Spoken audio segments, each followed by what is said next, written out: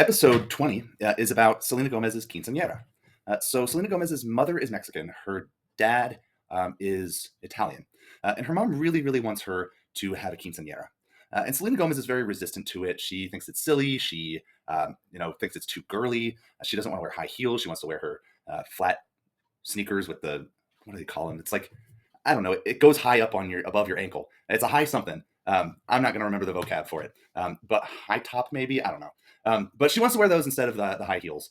Her mom is really emotionally invested in it, and Selena Gomez doesn't really bother to ask why.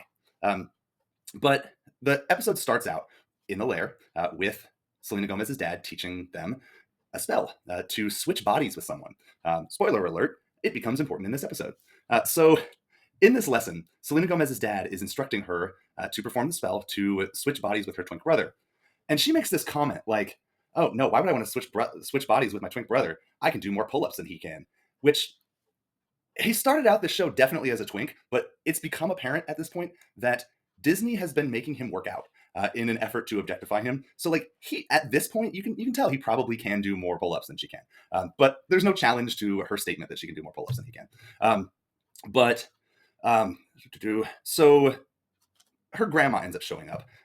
She loves her grandma. It's her mom's mom. Her grandma's a muggle and does not know anything about magic. And they insist while she's here, you cannot use any magic in front of her. And so her grandma is there. She has the coolest grandma in the world. I wish my grandma were like her, but my grandparents are dead. So, she's a super cool grandma. She likes to wrestle with the kids. And she's there and she talks to Selena Gomez about the quinceañera.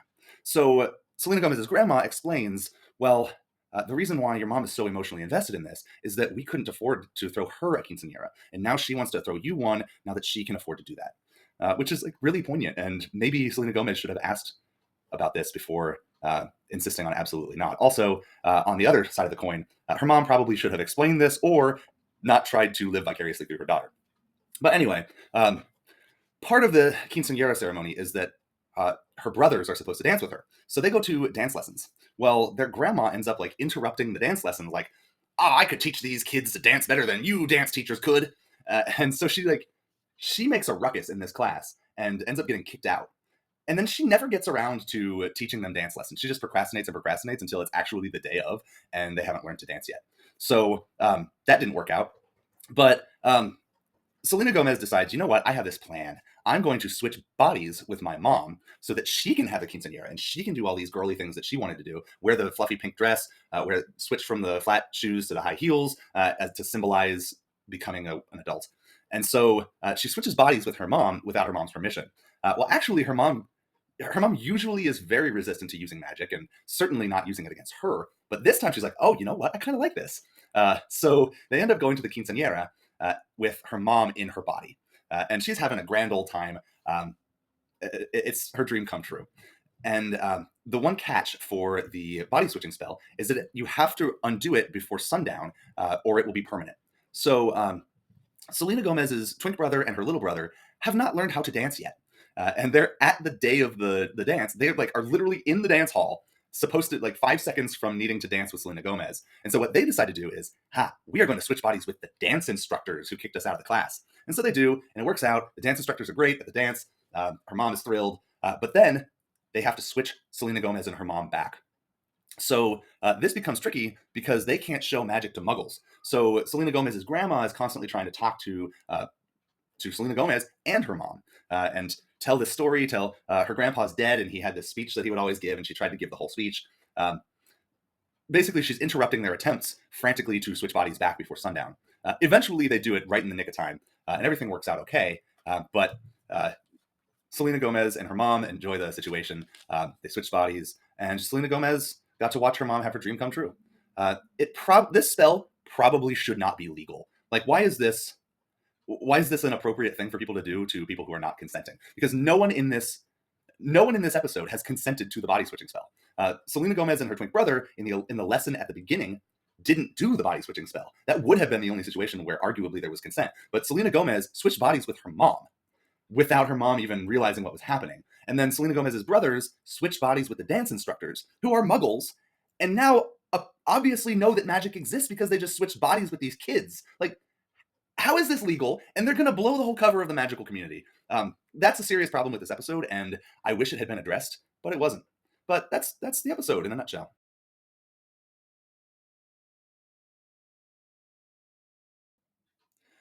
Episode 21 starts out with Selena Gomez and her brothers messing around in the lair, um, bringing people out of pictures. So there's like a picture of Babe Ruth that they had, and they bring him out of the picture, and they're just chatting around with Babe Ruth. So Selena Gomez's dad comes into the room and is like, "Hey, quit messing around. Put that Babe Ruth picture back where it belongs." So Selena Gomez tries the spell to bring him to put him back into his picture, but she doesn't realize, oh, in order to put somebody back in their picture, you have to know the time and the place when the picture was taken.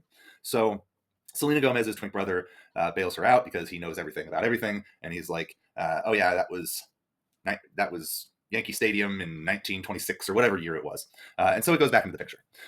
This forms the basis of the main plot that Selena Gomez and her twin brother have. But first, let's address the side plot that Selena Gomez's little brother and their parents have.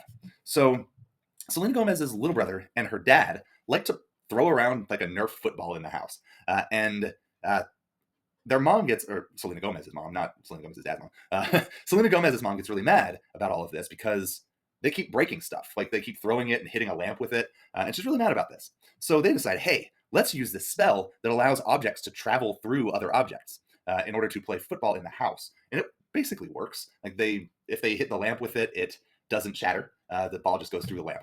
It's not really explained what objects it goes through and what objects it doesn't. It seems very selective. Like they can catch the ball, it doesn't go through them. But earlier in the episode, when Selena Gomez's dad was demonstrating the spell, it allowed like a sword to go through a person. So, it's completely selective and doesn't seem to have any rhyme or reason. But they're playing around with this. They're like, "Hey, go long," and he's like, "By long, I mean go upstairs," and he throws it like through the ceiling to the upper level, and that works.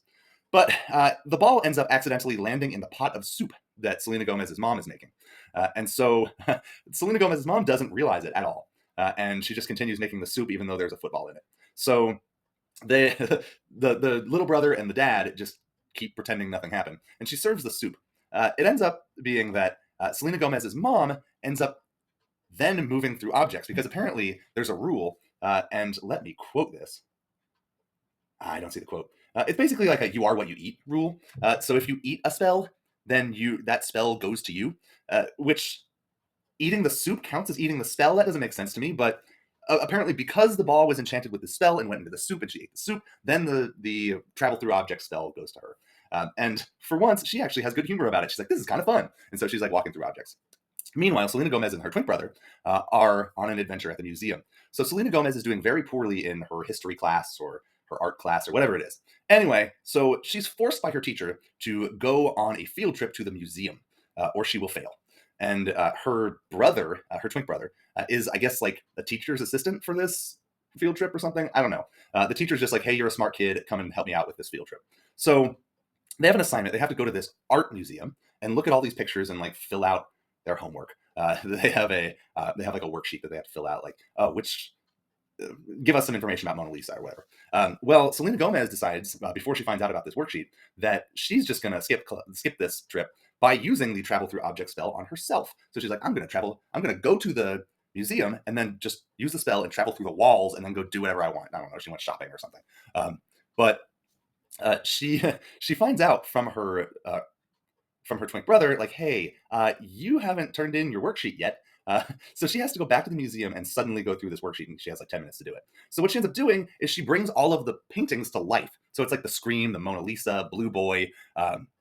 There's somebody else in there too. I don't remember, but she brings them all to life. And it's Van Gogh's self portrait with the ear bandage. But she has to fill out this worksheet about all of them, so she has to talk to them and ask them questions about themselves. Well, they're not really interested in cooperating. They're not enthusiastic about being trapped in paintings. So it's a whole rigmarole, and she eventually has trouble getting them to go back into the portraits because they won't tell her the time and place because they know that she needs to have that information to get them to go back in. So her twin brother ends up having to come and help her out, and it's an ordeal. She ends up having to give give Mona Lisa a necklace that Harper made, which is just like it's like a cheap ass necklace that a child would make, and Mona Lisa really likes this necklace. So she ends up putting it on herself in the portrait, and it goes into the portrait. So some questions that this raises for me. Mona Lisa mentions that she's been in the painting for centuries. But there's no way this is the original portrait. This is like a random ass art museum in New York. Isn't the Mona Lisa in the Louvre? I think that this is a copy. So that doesn't make a whole lot of sense to me. These people from the paintings act like they've been in there forever, but it's probably a new portrait of them that was just a mimicry of the previous one. Also, another question that comes in here, and I think this is just a Disney Channel thing. There's one point where Selena Gomez is using the spell to put the people back into their portraits, and Harper is standing right there, just like, I don't know, 6 or 7 steps away.